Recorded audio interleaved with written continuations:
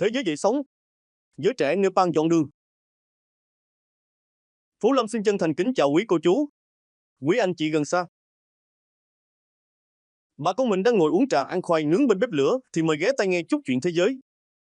Tin tức hôm nay không phải chuyện cá ba sa bị ép giá hay lúa trổ bông sớm, mà là chuyện bên xứ người Nepal, nơi mà giới trẻ không chỉ biết biểu tình mà còn biết cầm chổi quét đường. Nghe lạ tai quá, nhưng thiệt tình, chuyện này đáng để bà con mình suy ngẫm. Như chuyện gom rơm trước bão, biết lo xa, biết sửa sai, biết dừng lại cái đã đổ.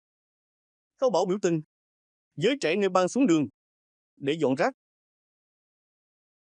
Vài ngày sau khi thủ đô Kathmandu bị quậy banh chuồng, giới trẻ Nepal không chọn cách nằm chờ sung rụng.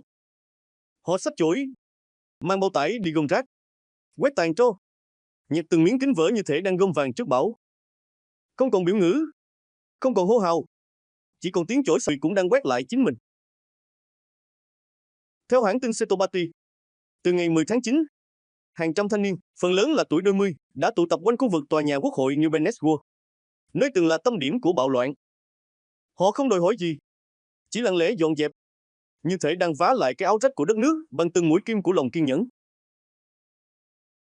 Họ không phải những người được thuê mướn, cũng chẳng phải cán bộ nhà nước.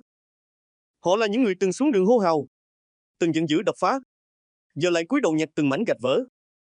Nhìn cảnh đó, bà con mình thấy giống như con cá lội ngược dòng, không phải để khoe sức, mà để tìm về nơi nước trong. Dọn rác như dọn lòng, phong trào chuyển mình. Hình ảnh lan truyền trên mạng xã hội cho thấy các nhóm thanh niên quét sạch vỉa hè, sơn lại tường bị bôi bẩn, dựng lại những gì đã đổ.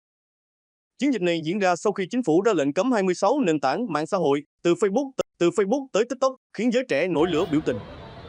Nhưng sau cơn giận, họ chọn cách lội sâu ngược dòng, không phải để chống đối, mà để làm sạch chính nơi mình đã từng giẫm đạp.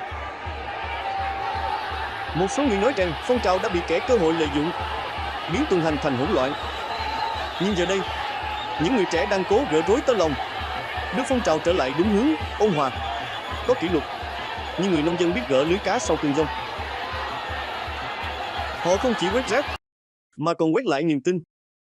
Họ không chỉ sơn lại tường, mà còn sơn lại hình ảnh của chính mình. Như con cá chui vào lưới, tưởng là hết đường sống, nhưng hóa ra lại là lúc để nhìn lại mình đã bơi sai hướng nào. Từ đốt phá đến xây dựng Nepal đổi chiều gió. Tòa nhà quốc hội từng bị phóng hỏa, giờ được quét sạch. Các khu chợ mở cửa trở lại, quân đội rút bớt khỏi đường phố. Người dân cầu cho đất nước yên bình. Tân nữ thủ tướng Sushila Kaki được kỳ vọng như con thuyền mới ra khơi, mong rằng không bị lật giữa dòng.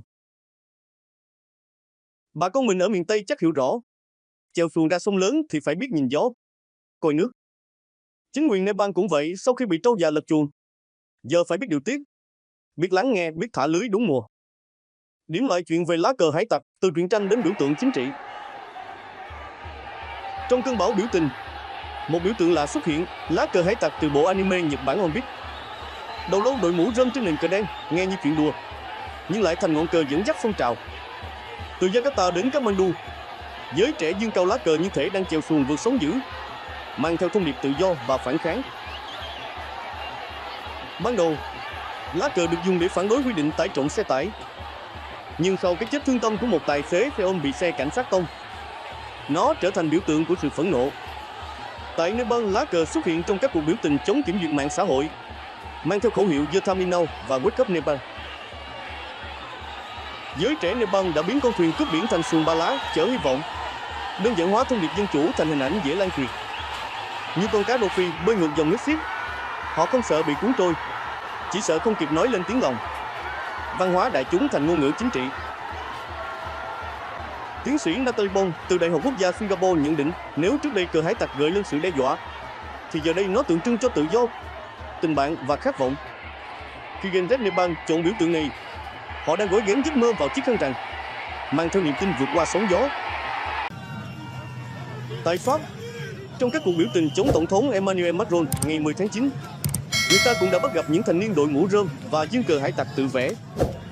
Văn hóa đại chúng không còn là thứ để giải trí, mà đã trở thành ngôn ngữ chính trị như tiếng hò trên sông, vừa mộc mạc vừa vang xa. Biểu tình lan rộng, chính phủ phải nhượng bộ. Từ ngày 4 tháng 9, biểu tình nổ ra khắp Nepal.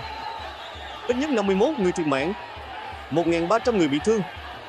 Dưới áp lực, Thủ tướng Kabe Samaoli phải từ chức, lệnh cấm mạng xã hội bị gỡ bỏ. Một chính phủ lâm thời được thành lập, như thể vá lại cái xuồng bị thủng đáy. Giới trẻ không chỉ biểu tình mà còn biết sửa sai. Họ không chỉ đòi hỏi mà còn biết xây dựng. Những người nông dân sau mùa lũ không ngồi than khóc mà đi gom từng nhánh rơm, dựng lại mái nhà, vá lại cái xuồng, trồng lại luống rau. Israel biểu tình bên ngoài tư dinh thủ tướng. Cùng thời điểm, tại Israel, hàng nghìn người biểu tình bên ngoài tư dinh thủ tướng Netanyahu, phản đối chiến dịch tấn công Gaza. Lo ngại cho số phận các con tin, họ yêu cầu ngừng bắn và trao đổi tù binh. Một số tổ chức nhân quyền lên tiếng, cho rằng việc yêu cầu dân Palestine sơ tán là hành vi phi pháp, có thể cấu thành tội ác chiến tranh. Trong khi đó, một số quan chức cấp cao của Israel vẫn giữ lập trường phản đối kế hoạch đánh chiếm Gaza, hối thúc chính phủ tiến tới thỏa thuận ngưng bắn. Như con cá lóc bị mắc cạn, họ đang cố vùng vẫy để thoát khỏi cái ao đầy bùn chính trị hồi kết, Gaza dậy sống, thế giới chao đảo. Sau khi giới trẻ Nepal quét sạch phố phường, thì ở phía bên kia bán cầu, thành phố Gaza lại đang bị cày nát như ruộng lúa bị trâu điên giẫm đạp. Chiến sự leo thang, bom rơi đạn nổ, người dân chạy tán loạn như cá lội ngược dòng tìm nơi nước trong. Nhưng nước đâu có trong, chỉ toàn máu và nước mắt. Quốc tế lên tiếng, nhưng tiếng như gió thoảng. Trên bình diện quốc tế, nhiều quốc gia lên án gay gắt kế hoạch mở rộng chiến tranh của Israel tại Gaza. Bộ Ngoại giao Ai Cập sáng ngày 16 tháng 9 cảnh báo cả khu vực Trung Đông đang đứng bên bờ vực của một giai đoạn hỗn loạn mới, như con đê sắp vỡ, chỉ chờ một trận mưa lớn.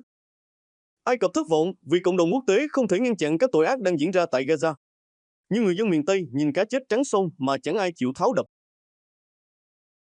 Tại Ai Cập, vua Tây Ban Nha Philip VI cũng lên tiếng, phẫn nộ trước nỗi đau đớn khủng khiếp mà người dân Palestine phải hứng chịu. Ông nói Gaza giờ đây là một gò mối nhân đạo, nơi nỗi đau chất cao như rơm khô chờ lửa bén. Hàng trăm ngàn dân thường vô tội đang sống trong cảnh tan hoang, như tôm tép bị cuốn vào lưới cào giữa mùa nước nổi. EU cảnh báo, nhưng Israel vẫn lật chuồng. Từ châu Âu, ông Bakat Alat, người đứng đầu chính sách đối ngoại của EU, cảnh báo chiến dịch tấn công bộ binh của Israel sẽ làm tình hình nhân đạo ở Gaza thêm tồi tệ.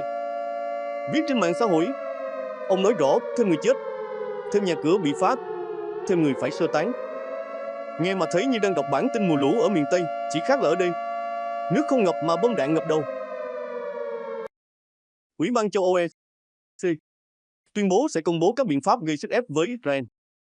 Nhưng bà con mình biết rồi, ép trâu già lật chuồng thì dễ, ép chính phủ Israel đổi ý thì khó hơn ép nước mắm ra từ trái dừa. Israel tiếp tục tấn công Gaza như cái rổ cá bị xé toang.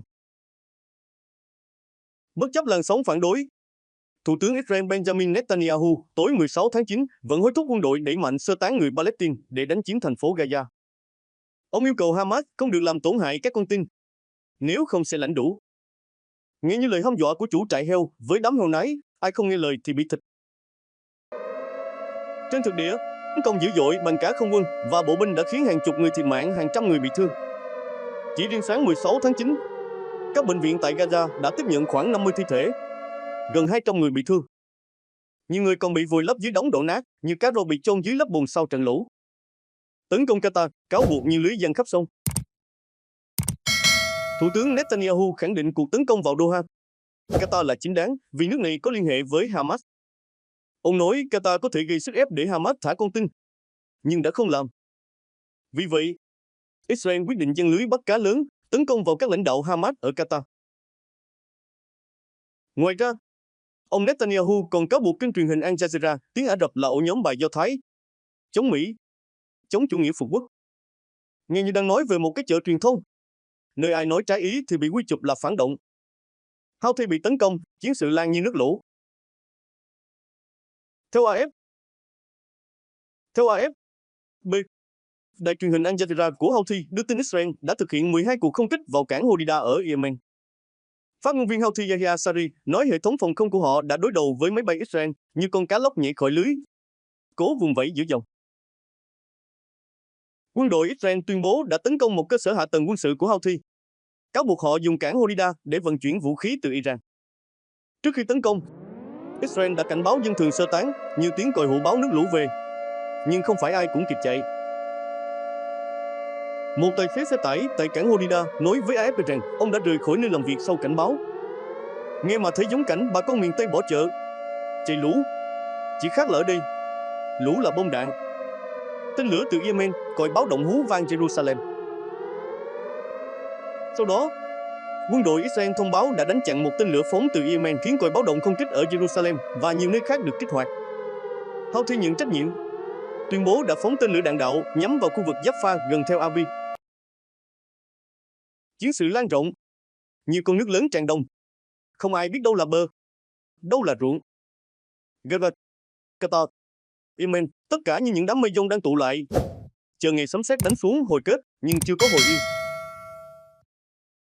Thế giới đang như cái chợ nổi mùa nước lên, người thì chèo xuồng đi bán, kẻ thì chèo xuồng đi trốn. Ai cũng lo cho phần mình, nhưng chẳng ai biết làm sao để nước rút. Gaza vẫn chìm trong khói lửa. Người dân vẫn sống như cá trong áo cạn, ngộp thở, tuyệt vọng và chờ một cơn mưa nhân đạo. Lời kết. Cảm ơn quý cô chú, quý anh chị đã đồng hành cùng Phú Lam đến cuối chương trình. Mong rằng những dòng tin này không chỉ là chuyện thế giới xa xôi, mà còn là bài học để bà con mình nhìn lại rằng con người vẫn cần được sống trong yên bình, như cá cần nước, như lúa cần mưa. Xin hẹn gặp lại quý cô chú anh chị trong chương trình kế tiếp. Nếu thấy bài này mặn mà như mắm ruốc, nhớ chia sẻ cho bà con cùng đọc.